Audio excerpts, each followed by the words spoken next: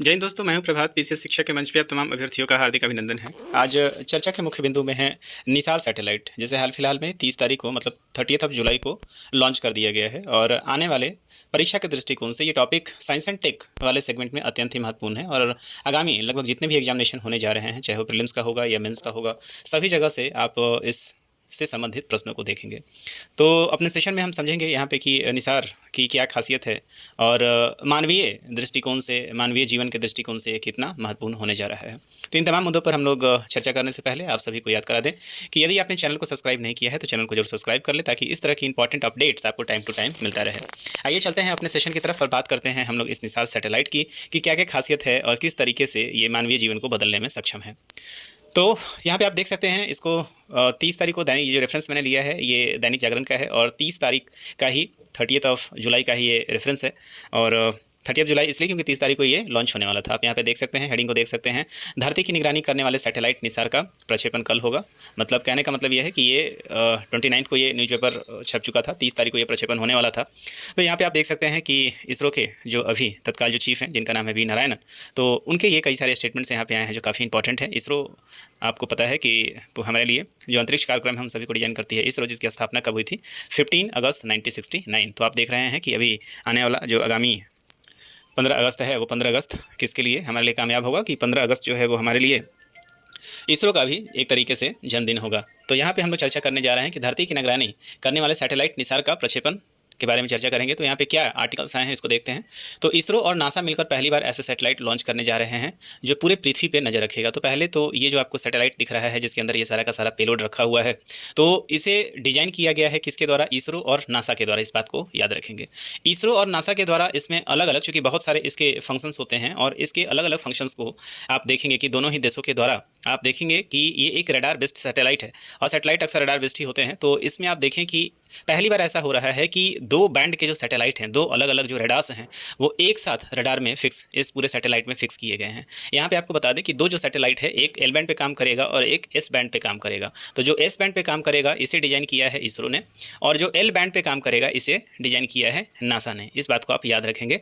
तो रडार जिस बैंड पे काम करती है, जितने भी रडार आप देखेंगे, तो कई सारे रडार जो बड़े बड़े बैंड होते हैं जनरली ये गीगाहर्ट्ज़ में होते हैं। गीगाहर्ट्ज़ में आपको याद करा दें तो एल बैंड की जो स्टार्टिंग होती है वो 1 to 6 गीगाहर्ट्ज़ से होता है और एस बैंड जो है वो आप देखेंगे कि 2 से 4 गीगाहर्ट्ज़ के बीच में काम करता है। इसके बाद भी कई सारे बैंड्स होते हैं जिसमें एल एस एक्स होता है, उसके बाद एल एस सी होता है, एक्स होता है, कू होता है, का होता है। तो ये सारे रडार्स के जो हैं वो ये बड़े जो हैं वो बैंड हैं और जो बेसिकली इलेक्ट्रोमैग्नेटिक, ये रडार्स जितने भी होते हैं इलेक्ट्रोमैग्नेटिक वेव्स को जनरेट करते हैं, जिसकी स्पीड लाइट की स्पीड के बराबर होती है। और एक तरीके से ये स्कैनिंग का काम करते हैं। जिस तरीके से आपने देखा होगा कि एमआरआई जब किसी व्यक्ति विशेष का होता है तो उसको एक मशीन के अंदर डाला जाता है और पूरे शरीर का स्कैन करा के आप देखेंगे कि उसकी एक छाया प्रति निकाल दी जाती है। तो उसी तरीके से ये पूरा का पूरा एक सैटेलाइट है, जिस सैटेलाइट में दो तरह के रडार हैं और एल और एस बैंड, ये दोनों का अपना अलग अलग काम होगा। आइए समझते हैं क्या दिया जा रहा है यहाँ पे। तो भारतीय अंतरिक्ष अनुसंधान इसरो के अध्यक्ष वी नारायणन ने कहा है कि पृथ्वी पर नजर रखने वाले satellite NASA ISRO synthetic aperture radar Nisar को 30 जुलाई दैट इज बुधवार को भारतीय रॉकेट जीएसएलवी F-16 से लॉन्च किया जाएगा। तो जिसमें का ये न्यूज़पेपर है उसमें तक लॉन्च नहीं किया गया था। रॉकेट श्रीहरिकोटा स्थित सतीश धवन अंतरिक्ष केंद्र, जो कहाँ पे है? आंध्र प्रदेश में है, इसको भी याद रखिएगा, उड़ान भरेगा और सैटेलाइट को कक्षा में स्थापित करेगा। 2392 किलोग्राम, तो आप देख सकते हैं कि भारी भरकम ये सैटेलाइट है और 2392 किलोग्राम का ये सैटेलाइट है। वजन वाला निसार धरती की निगरानी करने वाला सैटेलाइट है। इसमें नासा की तरफ से तैयार एल बैंड, जिसकी मैं चर्चा कर रहा था, नासा जो है किस चीज़ को दे रहा है? तो नासा एल बैंड को दे रहा है और इसरो द्वारा विकसित एस बैंड, तो इसरो एस बैंड को विकसित किया है। जिस रडार को, एस बैंड वाले रडार को भारत ने विकसित किया है, जिन्हें विश्व में सबसे उन्नत माना जा रहा है। इसरो और अभी तक जितने भी सैटेलाइट भेजे हैं उसमें से या तो एल बैंड होता है या तो एस बैंड होता है, और एक बार दोनों सैटेलाइट, दोनों बैंड एक ही साथ काम कर रहे हों ऐसा कम ही होता है।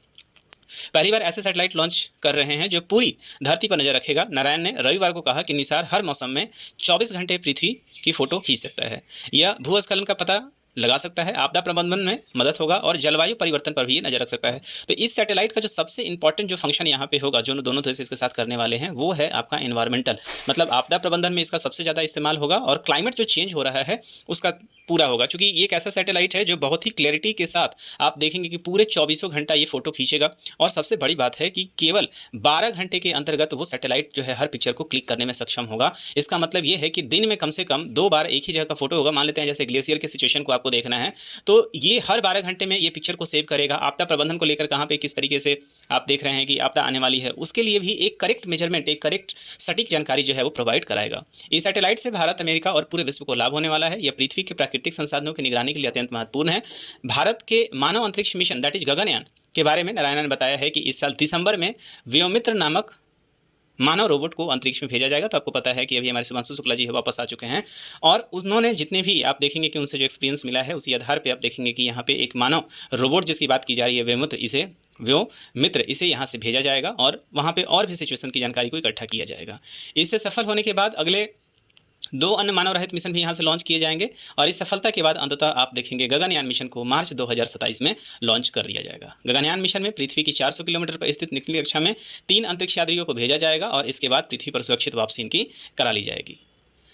इनके अनुसार आप देखेंगे तो यहाँ जो आप देख रहे हैं निसार पे इन्होंने और भी कुछ अपडेट दिया है। इसरो प्रमुख ने बताया है कि आदित्य L1 सौर उपग्रह और सौर अनुसंधान डाटा भेजना शुरू कर दिया है। तो यहाँ पे खैर छोड़े, आप यहाँ पे हम लोग बात कर रहे हैं चूँकि इसरो की, तो इस आर्टिकल को यहाँ पढ़ना जरूरी हो जाएगा। तो यहाँ पे आप देख रहे हैं कि हिमालय के ग्लेशियरों को पिघलने और बादल फटने की घटना का रहस्य उजागर करने में उपग्रह निसार आर्यभट्ट प्रक्षेपण विज्ञान शोध संस्थान के लिए बेहद मददगार साबित होगा। तो आपने नोटिस किया होगा कि हर बार आप देखेंगे कि ठंडी का जब समय चल रहा होता है, तो इस समय खासकर जब जुलाई का मौसम हो रहा होता है, अगस्त का जो समय होता है, वहाँ पे हिमाचल प्रदेश, उत्तराखंड में लगातार इस तरह की घटनाएं होती हैं। तो इसके लिए सटीक जानकारी जो है वो हमें पहले से प्राप्त हो सकती है। बुधवार 30 जुलाई को इसरो के पहले भारतीय मिशन निसार सैटेलाइट की लॉन्चिंग का एरिज के वैज्ञानिकों को बेसब्री से इंतजार है। निसार के जरिए एरिज को हिमालय में पिघलते हुए सिकड़ते ग्लेशियरों के आंकड़े, बादल फटने, भूस्खलन आदि के अलावा वायुमंडलीय स्थिति और मौसम की सटीक जानकारी मिल पाएगी। तो आपको याद आ रहा होगा कि हाल फिलहाल में अभी नेपाल का एक याला ग्लेशियर है जो मृत घोषित कर दिया है, और उसका एक और कारण हो सकता है उसके बारे में लगातार सटीक जानकारी हमें नहीं प्राप्त हुई थी। तो निसार के आ जाने से आप देखेंगे कि बहुत ही सटीक जानकारी हमारे अर्थ पे जितने भी एक्टिविटी हो रहे हैं, खासकर जो हमारे पास जो इन्वायरमेंटल चेंजेज हो रहे हैं उसकी जानकारी हो पाएगी, और जानकारी हो पाएगी तो उसके लिए रिमेडियल एक्शन भी आप देखेंगे बहुत ही तेज़ी से उठाए जा सकते हैं। तो इन्हीं के बारे में ये पूरा का पूरा आर्टिकल यहाँ पे जिक्र किया गया है। यहाँ इन्होंने कहा है कि वर्तमान में एरिज के पास मौसम संबंधी आंकड़े जुटाने के लिए स्ट्रेटोस्फीयर, ट्रोपोस्फीयर, ST रडार जैसी सुविधाएं हैं, लेकिन यह दौर अंतरिक्ष जानकारी देने में सहायक होते हैं। और भी इसके ऊपर कई सारे आर्टिकल्स को प्रकाशित किया गया है, उसे भी जरा देख लेते हैं। इसे द हिंदू ने प्रकाशित किया है, और यहाँ पे जो लॉन्चिंग हुआ है इसे यहाँ पे दिखाया गया है कि GSLV के द्वारा इसे लॉन्च किया गया है। और GSLV आपको पता है कि GSLV का अभी जो हाल फिलहाल में एक और लॉन्च था जो फेल हो गया था, उसके बाद आप देखेंगे कि ये सफलतापूर्वक इसे लॉन्च किया गया है। इस आर्टिकल को देखिए, 30 जुलाई का ये आर्टिकल है, और इस आर्टिकल को जो प्रकाशित किया है वो जनसत्ता ने है। यहाँ पे क्या लिख रहा है, जनसत्ता लिख रहा है कि भारतीय अंतरिक्ष अनुसंधान संगठन इसरो और अमेरिकी अंतरिक्ष एजेंसी नासा के बीच में साझेदारी के तहत बुधवार को GSLV रॉकेट से निसार उपग्रह को कक्षा में स्थापित कर दिया गया है। निसार पृथ्वी अवलोकन उपग्रह को दोनों अंतरिक्ष एजेंसियों द्वारा संयुक्त रूप से विकसित किया गया है। GSLV F-16 का नाम आप जरूर याद रखिएगा, ये जो है फैटमैन के नाम से भी जाना जाता है। GSLV F-16 है ये, और भारत में अभी जितना भी सबसे हैवी जो सैटेलाइट उठाने में सक्षम आप देखेंगे कि ये सैटेलाइट है। लगभग 2.5 टन से ज़्यादा का ये सैटेलाइट लॉन्च कर सकता है। और आप देखेंगे दुनिया में सबसे ज़्यादा जो भारी भरकम सैटेलाइट ले जाने में सक्षम है वो स्पेसएक्स का कौन सा है, तो फाल्कन 9 रॉकेट है। इस बात को भी आप याद रखेंगे। और बाद में लगभग 745 किलोमीटर की दूरी पर निसार, दैट इज जो फुल फॉर्म है इसका, NASA ISRO synthetic aperture radar उपग्रह को सूर्य तुल्यकालिक ध्रुवीय कक्षा में स्थापित कर देगा। तो इस बात को भी आप याद रखेंगे कि लॉन्च किसके द्वारा, सबसे पहला तो 30 जुलाई को इसे लॉन्च किया गया है आंध्र प्रदेश के श्रीहरिकोटा से। इसे सतीश धवन श्रीहरिकोटा से लॉन्च किया गया है। तीसरा चीज़ है कि पूरे यदि आप सैटेलाइट का वजन को देखेंगे तो 2392 किलोग्राम के आसपास है। तीसरा चीज़ यहाँ से देखें है कि ये पृथ्वी से लगभग 745 किलोमीटर की ऊंचाई पे इसे सूर्यकालिक कक्षा में स्थापित किया गया है, और यहाँ से 19 मिनट की फ्लाइट के बाद ये अपने कक्षा में स्थापित हो चुका है।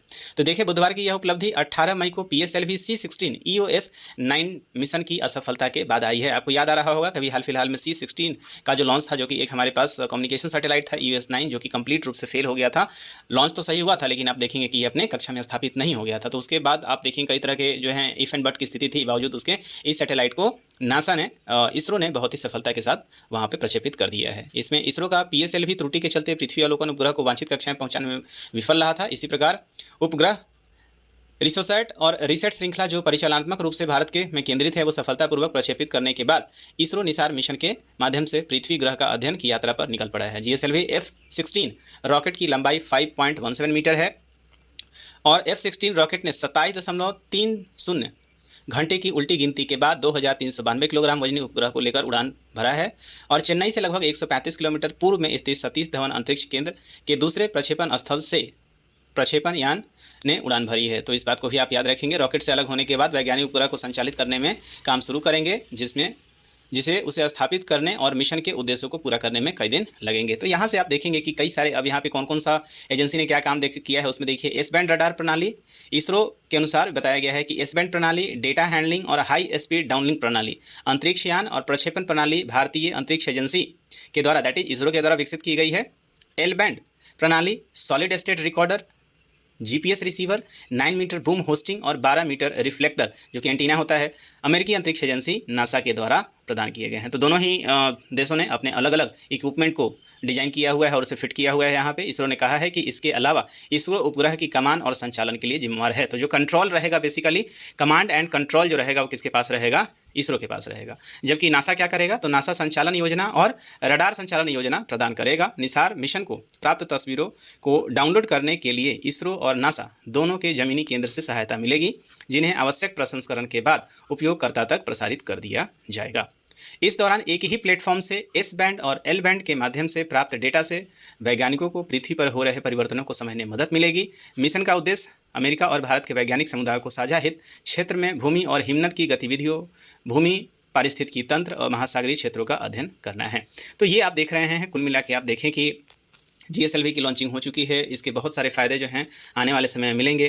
3D पिक्चर आपको लगातार यहाँ से मिलता रहेगा और कई सारे आपदा जैसे सुनामी को हालांकि रोका तो नहीं जा सकता है, लेकिन उससे बचने का उपाय ज़रूर यहाँ पे खोज लिया जाएगा। तो यहाँ इस बात को भी बताया गया कि हर 12 दिन में धरती का नक्शा बनाएगा निसार। तो हर 12 दिन में आप देखेंगे कि कंप्लीट स्कैनिंग हो जाएगी और एक कंप्लीट आप देखेंगे कि ये डेटा यहाँ पे मिल जाएगा। तो इस तरह के आप देखेंगे कई सारे इसके बेनिफिट हैं और सबसे बड़ी बात आप देखिए कि इसे अंतरिक्ष की दुनिया का सबसे महंगा मिशन बताया जा रहा है और अनुमानित लागत जो है वो 1.5 अरब डॉलर है। तो काफ़ी महंगा ये मिशन है और मिशन के साथ साथ आप देखेंगे आने वाले समय में कई सारे न्यूज़ जो हैं, कई सारे फोटोग्राफ्स इससे मिलेंगे और उससे मानवीय जीवन के कल्याण का रास्ता भी यहाँ से प्रशस्त होगा। तो परीक्षा के दृष्टिकोण से कई सारे फैक्ट यहाँ पे इंपॉर्टेंट हो चले हैं। लॉन्चिंग GSLV F-16 से हुआ है, 30 जुलाई को ये लॉन्च हुआ है। S और L5 काम करता है, 2393 किलोमीटर लगभग किलोग्राम इसका वजन है और इसको लॉन्च करने में आप देखेंगे कि नासा और इसरो ने काम किया है। तो मुझे उम्मीद है कि ये पूरा का पूरा सेशन आपको समझ में आया होगा और परीक्षा के दृष्टिकोण से जितनी भी इंपॉर्टेंट जो फैक्ट है उसे आपने यहाँ से संग्रहित कर लिया होगा और नोट डाउन कर लिया होगा। तो इस सेशन में इतना ही। तब तक मुझे दीजिए विदा। मिलेंगे हम आपसे अगले सेशन में कुछ नए अपडेट के साथ और कुछ नए जानकारी के साथ जो बन सकते हैं परीक्षा के दृष्टिकोण से काफ़ी महत्वपूर्ण। तो आज यहीं तक। साइनिंग ऑफ, दिस इज प्रभात। जय हिंद।